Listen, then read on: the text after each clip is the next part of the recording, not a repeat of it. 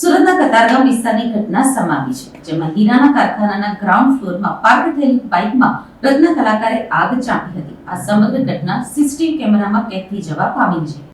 સુરતના કતારગામ વિસ્તારમાં રત્ન કલાકારે અંગત અદાવતમાં હીરાના કારખાનાના પાર્કિંગ નીચે પાર્ક કરેલી બાઇકને સળગાવી દીધી હતી. બાઇક સળગી જતા સીસીટીવીના આધારે કારખાનાના માલિકે પોલીસ સ્ટેશનમાં ફરિયાદ નોંધાવી હતી, જેથી પોલીસે ફરિયાદ નોંધી વધુ તપાસ હાથ ધરી છે. કતારગામમાં બંબાવાડી મીરા ડાયમંડના ગ્રાઉન્ડ ફ્લોરના પાર્કિંગમાં રહેલી બાઇક એક ઈસમે સળગાવી હતી. બાઇકના માલિક સંજય વઘાસિયા દ્વારા કતારગામ પોલીસ સ્ટેશનમાં ફરિયાદ નોંધી છે.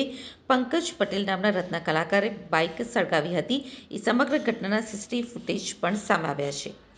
કતારગામ પોલીસે એ સમગ્ર મામલે ગુનો નોંધી તપાસ શરૂ કરી છે.